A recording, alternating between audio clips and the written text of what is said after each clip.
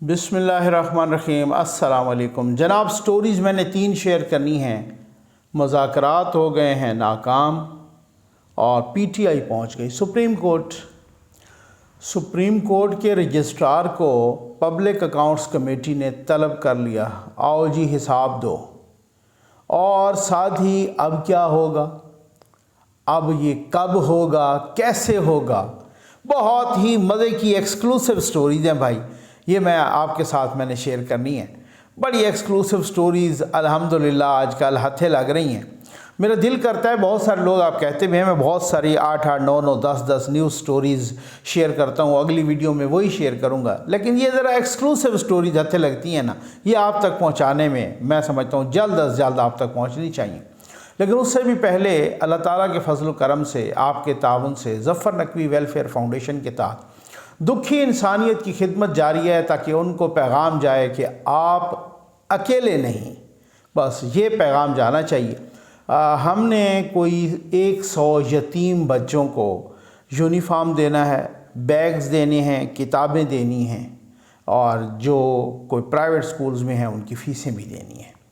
100 یتیم بچے، یہ میں آپ کو کیٹیگوریکلی کہہ رہا ہوں کہ ہم نے مارک کیے ہوئے ہیں 100 یتیم بچے جن کو ہم نے یہ فیسلٹیز دینی ہے۔ اللہ کے کرم سے، آپ کے تعاون سے انشاءاللہ جیسے پہلے پورا ہو رہا ہے، میں ایک چیز آپ کے ساتھ شیئر بھی کروں گا، اور یہ نمبر ڈسپلے ہو رہا ہے، اس پہ رابطہ کیجیے۔ کسی بھی بات پر جانے سے پہلے میں آپ کو مولانا فضل الرحمان صاحب کی ایک اور بڑی دبنگ قسم کی ویڈیو سناتا ہوں، دکھاتا ہوں، یہ آپ دیکھ لیجیے گا، یہ دیکھنا بہت ضروری ہے۔ جی ہاں، یہ ذرا آپ دیکھ لیجیے گا۔ میں اسی وجہ سے نا کہ مولانا صاحب کوئی گرے ایریا نہیں رکھتے، بلیک اینڈ وائٹ میں چلتے ہیں بالکل جناب۔ گرے ایریا رکھنا مینز یہ تو وہ ہے نا جی جناب، آج کل یہ انگلش کے الفاظ آ گئے ہیں، یہ وہ گرے ایریا مینز کہ آپ منافقت کر رہے ہیں، سیدھی سی بات ہے۔ مولانا صاحب منافقت بالکل نہیں کرتے، بلیک اینڈ وائٹ میں بات کرتے ہیں، یا بالکل ادھر ہی کھڑے ہوتے ہیں یا ادھر کھڑے ہوتے ہیں۔ یہ آپ ذرا دیکھ لیں، یہ دیکھ لیں۔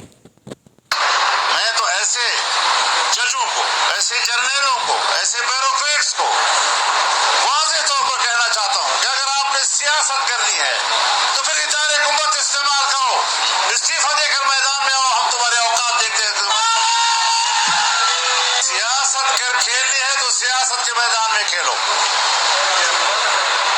باہر سے پتھر مت پھینکو، کھیل کے میدان کو خراب مت کرو، کھیل کے میدان کو کھیل کا میدان رہنے دو۔ آ جاؤ میدان میں، تمہاری قیمت کا پتہ چل جائے گا کہ آپ کیا حیثیت ہے عوام میں۔ ادارے کو استعمال کرتے ہو، ادارے کی قوت کو استعمال کرتے ہو، اور تم اپنے لاڈلوں کے لیے استعمال کرتے ہو۔ یہ پاکستان عوام کا ہے، کسی ایک ادارے کے کسی لاڈلے کے لیے نہیں بنا، اس ملک کے عوام کے لیے بنا ہے۔ اس میں قربانیاں عوام کی ہے، عوام کے علاوہ کسی کی نہیں ہے۔ کوئی ہمارا باپ بننے کی کوشش نہ کرے، کوئی ہمارا باپ بننے کی کوشش نہ کرے۔ جرنیلوں کو کہتا ہوں، ججز کو کہتا ہوں، بیوروکریٹس کو کہتا ہوں، جس نے سیاست کرنی ہے کھل کے میدان میں آئے، ادارے کو استعمال نہ کرے۔ مولانا صاحب کا بہت ہی دبنگ قسم کا سٹیٹمنٹ تھا، میں نے کہا آپ کو سنانا بہت لازم ہے۔ آ جائیں بھائی، مذاکرات ہو گئے ناکام۔ میں نے آپ کو کہا تھا نا مذاکرات ناکام ہوں گے، ہے نا، آپ کو یاد ہے؟ میں نے کہا کہ مذاکرات شروع ہو گئے ہیں۔ یہ جو میرے کانسٹنٹ ویورز ہیں، اور آپ ماشاءاللہ سارے ہی کانسٹنٹ ویورز ہیں، وہ گواہی دیں گے اس بات کی۔ میں نے آپ کو بتایا تھا مذاکرات ہو رہے ہیں، یہ میرا جملہ ہے، موجود ہے، آپ ویڈیو دیکھ لیں دوبارہ، پیچھے ساری ویڈیوز پڑی ہیں۔ میں نے کہا مذاکرات شروع ہو گئے ہیں پی ٹی آئی میں اور حکومت میں، ہونا کچھ بھی نہیں ہے، یہی کہا تھا آپ کو میں نے، ٹھیک ہے نا۔ بہت سارے بیچ میں جناب وہ ادھر اتفاق ہو گیا اور جناب ادھر اتفاق ہو گیا، کچھ بھی نہیں ہوا۔ اب مذاکرات کہہ رہے ہیں جناب، مذاکرات پہ اتفاق ہوا ہے کہ ایک ہی دن ہونے چاہیے۔ یہ بھی کوئی اتفاق ہے؟ سارے کہہ رہے تھے ایک ہی دن ہونے چاہیے، یہ وہی والی بات ہے۔ آگے بھائی اتفاق جس پہ نہیں ہوا وہ کیا کہ کس دن ہونے چاہیے، اس پہ اتفاق نہیں ہوا۔ اسمبلیوں کے توڑنے پہ اتفاق نہیں ہوا، تو پھر اتفاق ہوا کس بات پہ؟ یہ تو وہی اتفاق ہوا نا کہ چوہوں کی محفل میں اتفاق ہو گیا کہ بلی کے گلے میں گھنٹی باندھنی چاہیے، یہ تو اتفاق سب میں ہو گیا۔ اب جب ایک بزرگ چوہے نے کہا نا کہ بھائی یار یہ تو ٹھیک ہے کہ بلی کے گلے میں گھنٹی باندھنی چاہیے کیونکہ کبھی بھی آتی ہے ہمارا کوئی نہ کوئی چوہا اٹھا کے لے جاتی ہے، تو ہو ول بیل دا کیٹ، بلی کے گلے میں گھنٹی باندھے گا کون؟ اب یہاں پہ سب کو سانپ سونگ گیا۔ تو بھائی اتفاق یہ ہو گیا بھائی ایک ہی دن میں ہونا چاہیے، وہ تو اتفاق پہلے سے موجود تھا، وہ کون سا نیا اتفاق ہے؟ اتفاق تو یہ نا کون سے دن ہو، کس دن ہونے چاہیے الیکشن۔ پی ٹی آئی کوشش کر رہی تھی کہ کم از کم اگست میں کرا لو، کیونکہ اگر اگست میں بھی الیکشن تو اسمبلیاں تو پہلے توڑنی پڑیں گی۔ بھائی اگر وہ پاگل ہیں کیا کہ میں آپ کو کہتا ہوں کہ وہ کہتے ہیں 15 ستمبر کے بعد کرائیں گے، پہلے نہیں کرائیں گے۔ اب تو ان کو یہ بھی شک پڑنا یقین ہو گیا پی ٹی آئی کو کہ اب تو اکتوبر میں بھی نہیں ہونے لگے، ان کو تو یہ یقین ہونے لگ گیا ہے۔ لیکن ایک بات میں یہاں پہ ساری باتوں کو روک کے کرنا چاہتا ہوں حکومت کو اور ڈار صاحب کو بھی، اسحاق ڈار صاحب کو بھی، اور اسحاق ڈار صاحب بہت ہی نائس انسان ہیں اور بڑی محنتی ہیں، اور کوئی کچھ بھی کہے میں ذاتی طور پہ جانتا ہوں، یہ نہیں ہے کہ میرے ساتھ ان کی بڑی پرسنل اچھی دوستی بھی ہے، احترام کا تعلق ہے، لیکن سر میں آپ کو ایک بات بتا دوں کہ کچھ بھی ہو نا ٹھیک ہے، عمران خان کسی اور وجہ سے فارغ ہو جائے گا، لیکن بات یہ ہے کہ اگر آپ نے عوام کو آؤٹ آف دا وے جا کے ریلیف نہ دیا، آپ نے اس مہنگائی کا علاج نہ کیا، آپ نے اس بے روزگاری کا، اس مہنگائی کا، اس کا علاج نہ کیا، جو بندہ شوگر کا، بلڈ پریشر کا مریض ہے جو اس طریقے سے، وہ جب دوائیاں لینے جاتا ہے، یقین کریں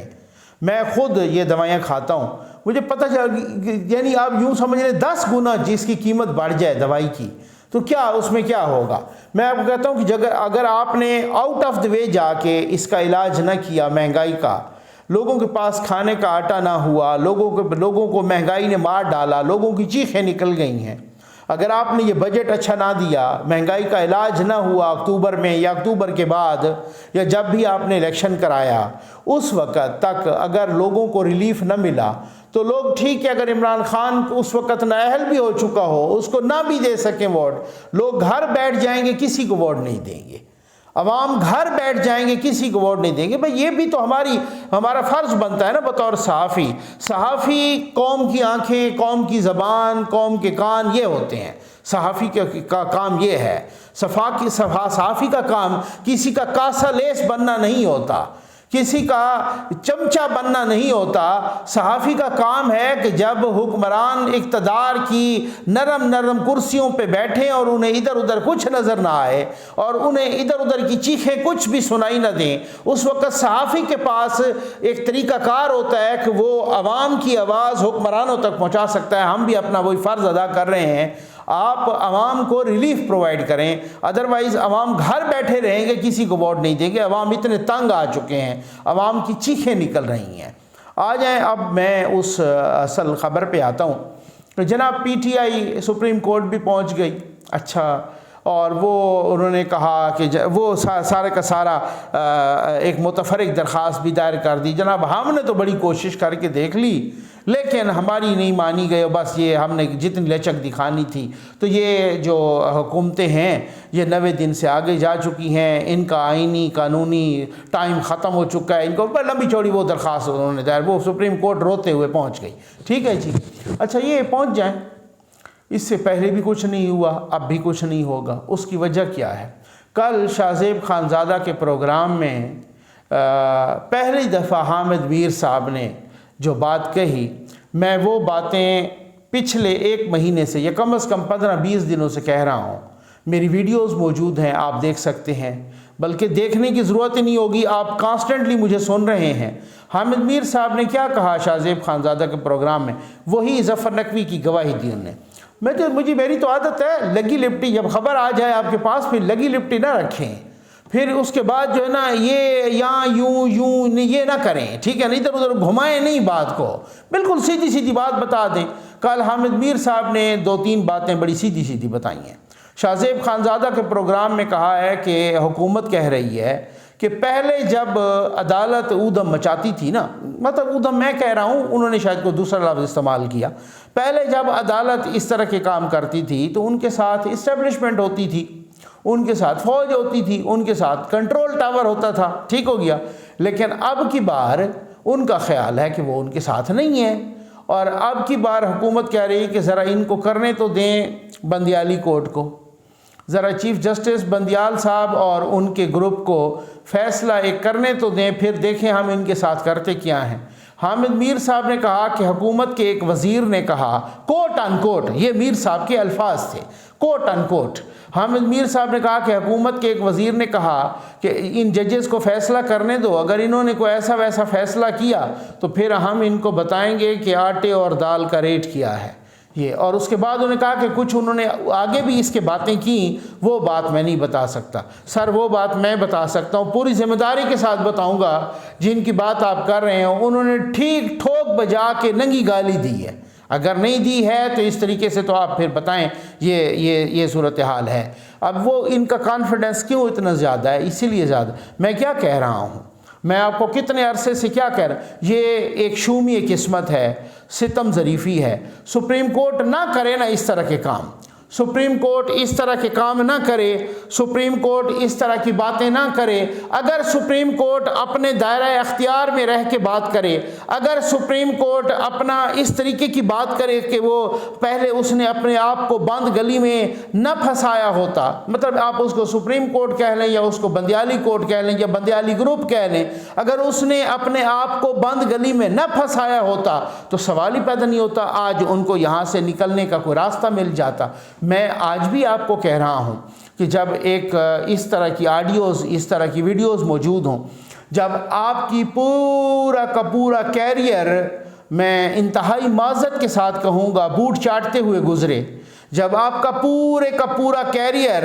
آپ وہی فیصلہ کر رہے ہوں مبینہ طور پہ کہ جو آپ کو اسٹیبلشمنٹ کہے یا جو آپ کو جرنیل کہتے رہیں، اچانک ہی کوئی آپ کے مفادات اور ان کے مفادات الگ الگ ہو جائیں، یا ان کی ڈائریکشن اور آپ کی ڈائریکشن الگ الگ ہو جائے، تو یہ تو بڑا مشکل ہوگا نا۔ اور وہ بھی اچانک، یہ نہیں کہ آپ نے کوئی ضمیر کی آواز سن لی، نہیں، ضمیر کی آواز آپ نے نہیں سنی، تب بھی آپ کے نظام انصاف پہ ٹرک چڑھ گئے، تب بھی آپ کی بیٹیوں کو 22 لاکھ کی تنخواہ مل گئی، تب بھی آپ کی بیویوں کی آڈیو ہو کہ عمر کو 3 سال کی ایکسٹینشن تو دو گے نا، پھر یہ اس طرح کی آڈیوز موجود ہوں، تب بھی یہ نہیں ہے کہ کوئی ضمیر کی آواز آپ نے سنی ہو، تب بھی آپ نے فیصلے ایسے نہیں دیے کہ جس پہ تمام کی تمام لیگل فریٹرنٹی، تمام وکلا، تمام صحافی، تمام کے تمام عوام، سارے کے سارے یہ کہیں آفرین ہے بھائی ان ججوں کو، انہوں نے کیا حق کا فیصلہ کیا، کیا آئین اور قانون کے مطابق فیصلہ کیا ہے، ٹھیک، وہ بھی نہیں ہے۔ تب بھی لیگل فریٹرنٹی، صحافی، تجزیہ کار، سمجھدار لوگ، آپ کے اپنے ساتھ بیٹھے ہوئے برادر جج یہ کہہ رہے ہوں، اختلاف کر رہے ہوں کہ آئین کی تشریح کرنا تو سپریم کورٹ کا کام ہے، لیکن آئین کو ری رائٹ کرنا سپریم کورٹ کا کام نہیں ہے، تو تب بھی اگر آپ اس طرح کے فیصلے کریں گے تو پھر گڑبڑ تو ہوگی نا سر، پھر معاملات تو گڑبڑ ہوں گے نا، پھر لوگ تو یہ کہیں گے، ذرائع تو یہ بتائیں گے کہ آپ اس وجہ سے چپ کر گئے، آپ اس وجہ سے ملتوی کر رہے ہیں غیر معینہ مدت تک، اور وہ جو باتیں کی کر رہے تھے کہ جی اب کتنی افسوس کی بات ہے، سپریم کورٹ کہتی ہے کہ جناب کہ آپ 10 تاریخ تک فنڈ جاری کرو، اگلوں نے کہا ہے نہیں کرتے، جاؤ، یہی بات ہوئی نا، ٹھیک ہے نا، اور 11 تاریخ کو جا کے الیکشن کمیشن نے کہا کہ وہ نہیں، انہوں نے نہیں کیا، اس کے بعد 27 تاریخ کو کہا کہ جی اتنے تک آپ فنڈ جاری کرو اور سیکیورٹی بھی دو، نہیں تو اس کے کانسیکوینسز ہوں گے، اگلوں نے کہا نہیں کرتے، جاؤ، اور آپ نے کیا کر لیا؟ کچھ بھی نہیں کیا، ٹھیک ہے نا، اور جو 10 تاریخ بھی گزر گئی، وہ 11 تاریخ بھی گزر گئی، وہ 27 تاریخ بھی گزر گئی، اور تاریخیں بھی گزر جائیں گی۔ 14 مئی کو آپ نے کہا کہ ہر صورت میں الیکشن ہونا چاہیے، وہ 14 مئی بھی گزر جائے گی۔ آج اپنا الیکشن کمیشن نے نظر ثانی درخواست دائر کی ہے، انہوں نے کہا جی اگر یہ مل بھی جائیں پیسے اب، تب بھی نہیں ہوتے 14 تاریخ تک الیکشن۔ تو یہ جو عدالتیں ہوتی ہیں ان کے پاس کوئی ڈنڈا نہیں ہوتا، ان کے پاس اپنی کوئی فورس نہیں ہوتی اپنے فیصلے کو ایگزیکیوٹ کرانے کے لیے یا انفورس کرنے کے لیے، وہ نہیں ہوتا۔ عدالتیں آئین اور قانون کے مطابق فیصلے دیتی ہیں، اور ان فیصلوں کو جب سپریم کورٹ کے اندر بیٹھے ہوئے ججز بھی کہیں کہ یہ فیصلہ انہوں نے غلط دیا ہے، یہ فیصلہ انہوں نے، یہ ون مین شو ہے، یہ فیصلہ یہ آئینی اور قانونی طور پہ غلط ہے۔ جسٹس قاضی فائز عیسیٰ، وہ آپ کو پتہ ہے کہ پچھلے کتنے عرصے سے، کوئی ایک ہفتہ 10 دن 12 دن ہو گئے یا 15 دن ہو گئے، 2 ہفتوں سے وہ کسی بینچ کا حصہ نہیں بن رہے۔ اس کی وجہ آپ کو معلوم ہے، وجہ یہ ہے وہ اس لیے بینچ کا حصہ نہیں بن رہے کیونکہ وہ سمجھ رہے ہیں کہ جو نیا قانون آیا ہے اس قانون کے مطابق چیف جسٹس اکیلے بینچ بنا ہی نہیں سکتے۔ اگر وہ حصہ بن جائیں کسی بینچ کا تو پھر وہ کل کو یہ پریسیڈنٹ دینی پڑے گی، ایک مثال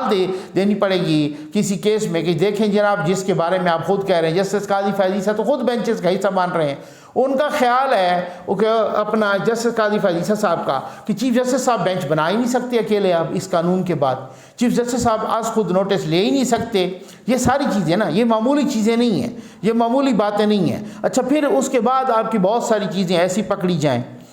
دیکھیں کچھ لوگ کہہ رہے تھے، میں آپ کو بڑی ایکسکلوسیو نیوز دے رہا ہوں، کچھ لوگ کہہ رہے تھے کہ جناب جنرل فیض صاحب بہت ساری چیزیں اپنے ساتھ لے گئے، ٹھیک ہے جی، اور وہ چیزیں کن کی تھیں؟ وہ چیزیں میں آپ کو کھل کے بتا دیتا ہوں، انہی ججوں کی تھیں، انہی بیوروکریٹس کی تھیں، کچھ ہو سکتا ہے جرنیلوں کی تھیں، کچھ باقی لوگوں کی سیاستدانوں کی تھیں، ٹھیک ہے نا، اور وہ چیزیں اپنے ساتھ لے گئے اور ان کو وہ استعمال کر رہے تھے کہ جی آپ نے اگر ایسے نہ کیا تو پھر یہ چیزیں، یہ ویڈیوز، یہ آڈیوز، یہ سب کچھ، یہ سارے کے سارے ثبوت یہ عوام کے سامنے آ جائیں گے۔ اگلوں نے جنرل فیض کے خلاف کے ارد گرد ان کے گرد گھیرا تنگ کیا اور ان کو کہا کہ میاں آپ کو اپنی سکن پیاری ہے یا نہیں ہے؟ اگر تو آپ چاہتے ہیں کہ آپ کا کورٹ مارشل وقت سے بھی پہلے ہو جائے، ٹھیک ہے نا، تو پھر تو آپ ایسا کریں، اور اگر آپ چاہتے ہیں کہ ایسا نہ ہو تو پھر آپ وہ چیزیں پرووائڈ کریں، اور وہ فیض صاحب نے وہ چیزیں پرووائڈ کر دی ہیں۔ میں آپ کو ایکسکلوسیو نیوز دے رہا ہوں، وہ چیزیں پرووائڈ کر دی ہیں، وہ بھلے اس کی کاپی پرووائڈ کی ہو یا اصل پرووائڈ کی ہو یا جو کچھ بھی پرووائڈ کی ہو، کچھ تو چیزیں پہلے نچلوں سے بھی ہتھے لگ گئی تھیں اور کچھ جنرل فیض صاحب نے پرووائڈ کر دی ہیں۔ اب وہی چیزیں جس کی بنیاد پر جنرل فیض صاحب ان کو بلیک میل کر رہے تھے، وہی چیزیں ابھی ان کے ہتھیں آ گئی ہیں۔ تو بھائی بات یہ ہوتی ہے، بہت سارے طریقے ہوتے ہیں، بہت سارا طریقہ کار ہوتا ہے، بہت ساری چیزیں ہوتی ہیں، اور جیسے لوگ کہہ رہے ہیں، جیسے حکومت کہہ رہی ہے کہ اب تو اسٹیبلشمنٹ ان کے ساتھ ہے نہیں۔ 1947 سے لے کر 2018 تک جو بھی پٹھا کام عدلیہ نے کیا وہ اسٹیبلشمنٹ کا کندھا استعمال کر کے کیا، اسٹیبلشمنٹ کے کہنے پر کیا، اسٹیبلشمنٹ کے کنٹرول ٹاور کے، فوج کی ڈائریکشن پہ کیا مبینہ طور پہ۔ سب کو نہیں پتا یہ ججوں کے پچھلے دروازے سے گھستے ہوئے کرنل، بریگیڈیئر یا جو بھی تھے وہ خفیہ ایجنسی کے، جن کو ہمارے دوست آصف بشیر چودھری نے پکڑ لیا تھا، وہ کون جا رہے تھے؟ یہ سارے کے سارے جسٹس صدیقی صاحب کے ساتھ کے پاس جنرل فیض آئے تھے، اس وقت جو ڈی جی سی تھے، وہ کیا کہنے آئے تھے؟ وہ کیا کوئی ان کو دعوت دینے آئے تھے؟ وہ کیا کہنے آئے تھے؟ یہ جو ذوالفقار علی بھٹو کے فیصلے میں نسیم حسن شاہ نے کہا ہے کہ ہماری گردن پہ بوٹ تھا کہ آپ نے اس کو پھانسی کی سزا دینی ہے، تو وہ کیا، وہ کس نے رکھا تھا؟ وہ واپڈا والوں نے رکھا تھا۔ اسی طرح تو مولوی تمیز الدین کے کیس سے لے کر نواز شریف کے کیس تک، ذوالفقار علی بھٹو کے کیس میں بھی یہی ہوا، باقی بھی کیسز میں یہی ہوا۔ آپ خود بتائیں کہ انہی ججوں نے پرویز مشرف صاحب سے کہا کہ آپ آئین میں ترمیم کر لو، یعنی وہ آئین جو خود سپریم کورٹ کو بھی اجازت نہیں دیتا کہ آپ آئین میں ترمیم کرو، جو اختیار اس کا اپنا بھی نہیں ہے، وہ دوسروں کو وہ اختیار دے رہا ہے۔ یہ جو چمچہ گیری کی ہے آپ نے یہ سارے جرنیلوں کی بیٹھ کے، تو پھر اس کے بعد تو یہ آپ کی خام خیالی ہے، آپ کی فائلیں بھی پڑی ہوں، آپ کی آڈیوز بھی ہوں، آپ کی ویڈیوز بھی ہوں۔ یہ کھڑے وہ ہو سکتے ہیں میرے بھائی، حضور والا مائی لارڈ، وہ کھڑے ہو سکتے ہیں جن کا نام جسٹس قاضی فیض عیسیٰ ہے، جس نے ایک پلاٹ نہیں لیا جس کا وہ آئین ہی بنتا تھا، قانون ہی بنتا تھا، جو قانون اس کو الاؤ کر رہا تھا کہ آپ پلاٹ لے لو، انہوں نے کہا میں نہیں لوں گا، اور آپ نے 3 لیے، بیویوں کے نام پہ بھی لیے، ٹھیک ہے نا۔ اب یہ نا متی اللہ جان صاحب اس پہ بہت ہی تفصیل کے ساتھ بتا چکے ہیں۔ آپ نے تو جو امپلائیز کی سوسائٹی تھی اس میں بھی پلاٹ مارے ہیں۔ تو یہ پلاٹوں والے، یہ ٹرکوں والے،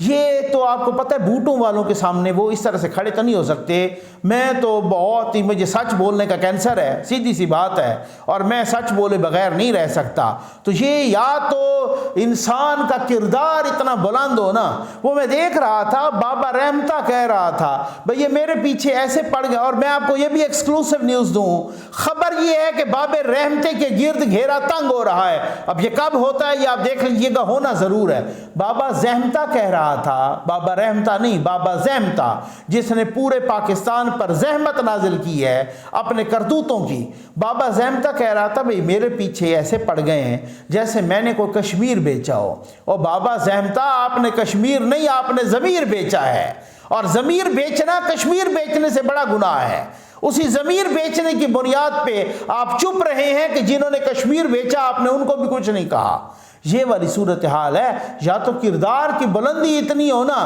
کہ آپ کوئی کچھ نہ بگاڑ سکے, یا پھر اگر آپ نے ٹرک بھی لیے اور پلاٹ بھی لیے اور پتہ نہیں کیا کیا, کون کون سی حرکتیں اور کرتوت کیے ہوں, اور یہ آپ کے بیٹے مانگ رہے ہوں, ٹکٹیں بلیک پہ بیچ رہے ہوں اور کہہ رہے ہوں کہ جناب 1,20,00,000 سے کم نہیں لوں گا, تو یہ اس طریقے سے تو کام نہیں چلے گا. امید ہے آپ کو ویڈیو پسند آئی ہوگی. آپ کا بہت بہت شکریہ.